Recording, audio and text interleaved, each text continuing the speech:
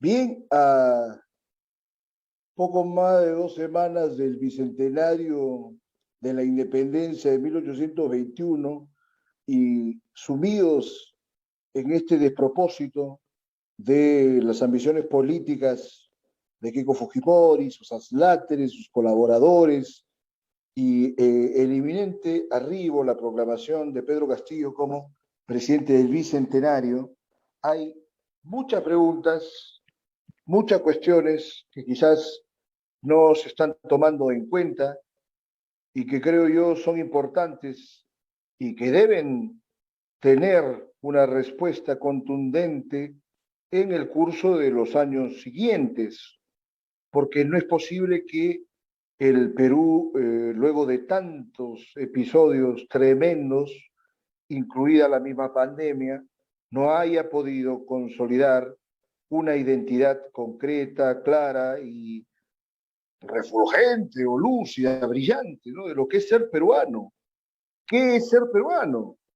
La pregunta que no se acaba de dar una respuesta. Pero otra cosa que creo que es más importante ya en el plano de la ética, ¿qué debe ser el ser peruano? ¿O qué puede llegar a ser el ser peruano? ¿Qué es la nación peruana? Habría que recordar que el país eh, hasta 1776, año en que las reformas borbónicas se intensifican y crean, fragmentan Sudamérica, crean el virreinato del Río de la Plata, era absolutamente Perú.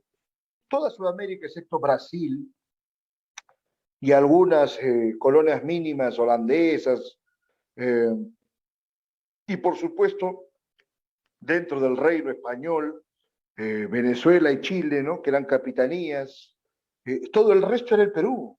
O sea, el Perú iba desde Panamá hasta la Tierra del Fuego.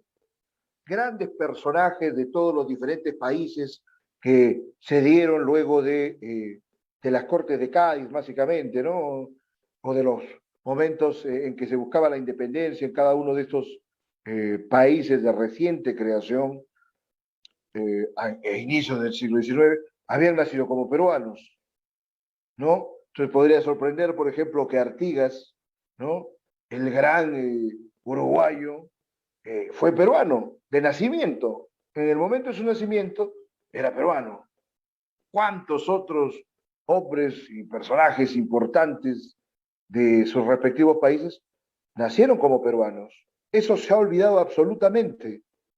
Y para mal nuestro, la gente, los niños, los ciudadanos, vemos en los mapas, en los cursos de historia o lo que fuese, la extensión de lo que era el virreinato del Perú, pero no nos sentimos dueños de ese pasado, o no nos sentimos depositarios de esa extensión inmensa, y creo que ese es uno de los componentes por los que el peruano en general no ha sabido delimitarse como un individuo hegemónico o poderoso. Entonces, hegemónico o poderoso por propia cuenta, ¿no?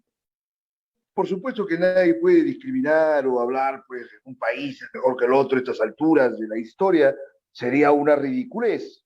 Caeríamos un poco en la onda de Trump de que quería volver a hacer grande América, pero hay grandes diferencias entre los demás países de la región sudamericana, bueno, excepto Brasil, que fue imperio y reino en su momento, y lo que es el Perú, ¿no?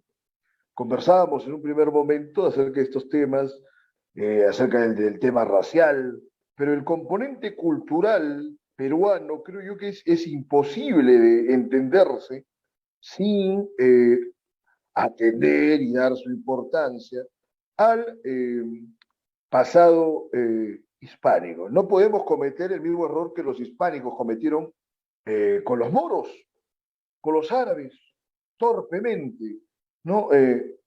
Terriblemente, además, con ese catolicismo ramplón y rampante, obcecado, fanático, tenebroso de los reyes católicos en adelante, ¿no? No, o sea, ¿para qué? Inclusive, si España hubiera reconocido la grandeza de los moros, que también constituyeron por 8 siglos con sus características a todo lo que es el sur de España, probablemente fueran más grandes ahora mismo, ¿no? Ahora, esto es algo trágico, porque inclusive el esnovismo es tan grande que la viva España parece avergonzarse de su pasado imperial. Sería un poco como decir que acá en el Perú nos avergoncemos del pasado de incaico o del pasado chibú, ¿no? O inclusive el pasado de Chavín, que fueron imperios. Creo que ahí hay una cuota muy importante en la falta de claridad de lo que es el ser peruano. La democracia, por supuesto, es una meta deseable, que una civilización bien constituida, o en todo caso una sociedad bien estructurada, debería tener como su norte, ¿no? Entonces, preocupémonos en hacer de la democracia algo concreto, no como hasta ahora, que la democracia es solo una convocatoria de elecciones cada 5 años y el resto del tiempo hasta la próxima elección se mantiene a la gente en absolutamente un plano muy subalterno y muy sumiso o subordinado a quienes están ejerciendo el poder. Pero a lo que iba mi comentario es que no por el hecho de jactarse uno de este pasado imperial va a desacreditar la democracia. No se podría uno poner en ese papel, creo yo, absolutamente ridículo, como hacen algunos fanáticos, pero sí es interesante que podamos atender, dar valor, espacio a estos conceptos, porque forman parte integrante de lo que somos absolutamente. Creo que estar de espaldas a todos estos pasados nos ha llevado a, que puede doler decirlo, pero prácticamente esta circunstancia o esta característica de insignificancia que muchas veces puede llegar a tener el Perú, para dolor, por supuesto, de todos los que somos patriotas, que amamos a nuestro país y que esperamos y luchamos, trabajamos para que esté, por supuesto, en todo momento, por todo lo alto y entre los primeros países del mundo, por lo menos los primeros países de esta región. Pero claro, todo eso no puede caer en el discurso, ¿no? Hay que tener algún programa o plan para que esto pueda consolidarse, hacerse algo material. Indudablemente, quienes han ejercido el poder hasta la fecha no han tenido ningún tipo de perspectiva, ¿no? Ni intuición, ni interés en lograrlo. Lamentablemente, como todos sabemos, han estado preocupados solo en hacer lobby y saquear las arcas públicas, pero no se han preocupado verdaderamente por lo que yo creo es el principal móvil de todo gobierno, que es dotar a su población, a su ciudadanía, de conceptos claros acerca de hacia dónde debe apuntar, respetando, por supuesto, las individualidades. Nadie está hablando de un régimen totalitario, que es despreciable, para nada, pero sí de elementos que haga que la gente se sienta orgullosa y plena de formar parte de un país, de una nación, que por supuesto no lo somos. Aún hay muchas naciones, se habla del Estado plurinacional, perfecto, de acuerdo, pero tiene que hallarse unidad en esa diversidad para que el Perú, francamente, pueda apuntar hacia lo que de alguna forma ya ha tenido en otros momentos de la historia, como en el Reino Español o cuando el Imperio Español, cuando los incas, los chimú, por supuesto también la cultura chaví, que fue importantísima. Entonces, el Perú no es la suma de hechos que han sucedido desde 1821 hasta la fecha. Bicentenario de independencia que se puede poner en entredicho. Es obvio que la mayoría de la población en ese momento no quería tener nada que ver con la independencia, a tal extremo que inclusive 3 años después, que en la batalla de Ayacucho, el ejército, digamos, libertador estaba compuesto por muchos latinoamericanos, pero no por tantos peruanos como podría haber sido lo ideal. De hecho, en el ejército realista había mucho más peruanos que en el bando libertador, salvo que se puede mostrar lo contrario. Hasta donde yo recuerdo, hasta donde he estudiado, era la realidad. Entonces, ¿qué cosa estamos hablando? Yo creo que sí se podría utilizar 1824 por lo menos como un bicentenario de una independencia más clara o como el bicentenario de la autonomía plena de América, de alguna manera, pero tampoco creo yo que se pueda establecer desde 1532. Claro que con la advertencia de que en unos 11 años se conmemorarán los 500 años de la invasión española. Claro, cualquiera dice, pero no se puede enaltecer algo que es un verdugo, pero ¿hasta qué momento se dio esta manera de actuar, ¿no? Trágica y tremenda. Pienso, por ejemplo, en las hordas de Genghis Khan, ¿no? Y que dejaron pues, su estela por todo el Asia Central, pero qué cosa ha quedado de los canatos. Prácticamente era una cultura que, en fin, se hizo más china en los tiempos de Kublai Khan, pero no tuvieron un aporte sustancial ni un entendimiento del mundo particular como sí lo tuvieron los reinos o los imperios hispánico, incaico o chimú. Entonces tampoco es el Perú una sumatoria de hechos y episodios que arranca en 1532. Pero sigo pensando en las culturas prehispánicas, podría remitirme hasta el hombre de la Uricocha, ¿no? Estos restos de estas cuevas que tienen una antigüedad de aproximadamente 10.000 años antes de Cristo. El Perú, por supuesto que no es solamente uno de ellos, pero sí es la suma de todas esas potencialidades y posibilidades. ¿Y cuál es el elemento integrador de todos estos momentos históricos? La cultura. La cultura y francamente en el país se trata siempre del tema multicultural y se entiende que hay muchas actividades que tienen que ver con la cultura, inclusive no solamente desde la perspectiva de las artes o de los snobs, sino en la cuestión folclórica o en la cuestión de los artesanos. Pero la cultura es, por supuesto, mucho más que eso, ¿no? Y creo que es uno de los elementos que debería dar una columna vertebral a todo el sistema descabezado de opiniones y de tergiversaciones que se ha querido convertir al país en el curso por lo menos de los últimos meses. El Perú tiene que estar por encima de esas circunstancias deplorables, pero tenemos que preocuparnos de estructurar esa transformación desde ahora mismo, ¿no? La identidad nacional, orgullo, hegemonía, poder.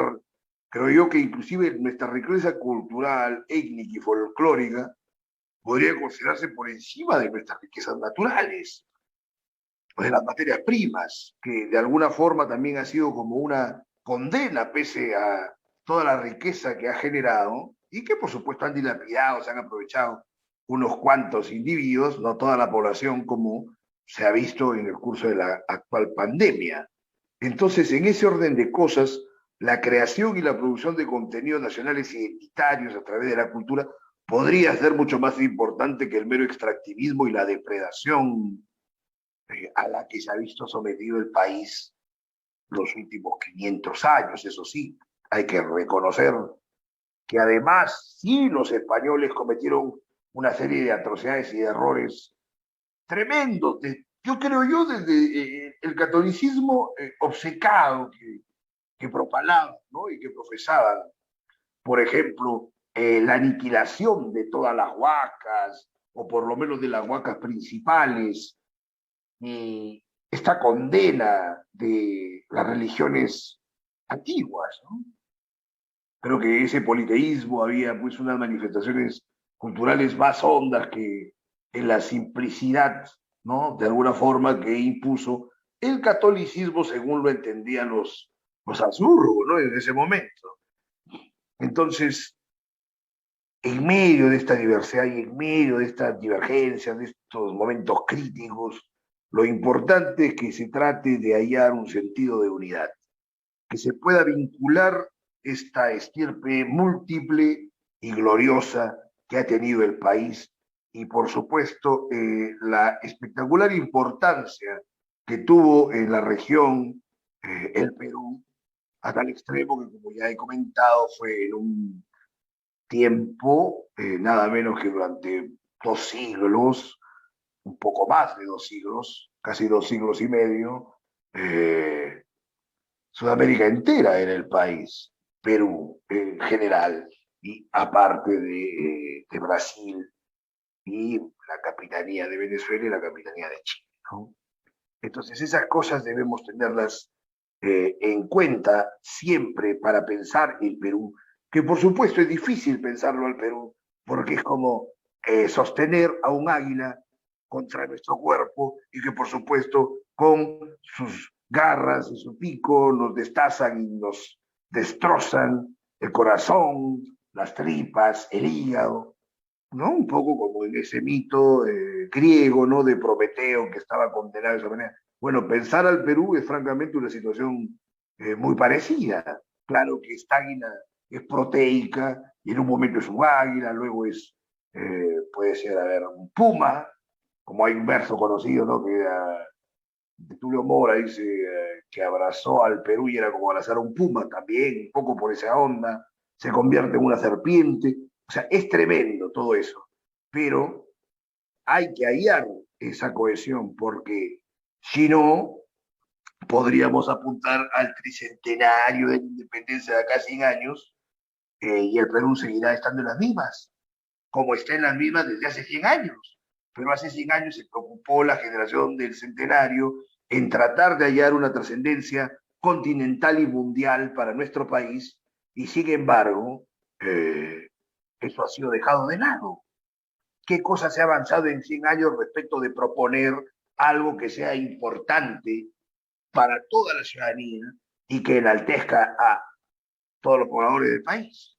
Entonces, por eso es que quisiera yo concluir esta exposición del programa de hoy, haciendo ver que el gobierno ya no puede ser solo un acto de administración o de gestión. El gobierno tiene que ser representación e inclusive inspiración. Entonces, un empoderamiento del pueblo genuino y válido tiene que pasar por un fortalecimiento de la concepción colectiva, ¿no? De lo que es el Perú, pero atendiendo a un sentido unitario, pese a la diversidad, porque es la vía más perfecta para poner al Perú por todo lo alto, que la gente se sienta verdaderamente orgullosa, no solamente de la actualidad, sino de todos los pasados que venimos, no arrastrando, pero que es como un flujo, un torrente, ¿no? De grandes pasiones, sentimientos y gestas, obras y hechos e ideas y personajes que se han fajado, se han destruido quizás, han muerto inclusive luchando por este país, luchando por la grandeza de este país, y los ecos de todos esos testimonios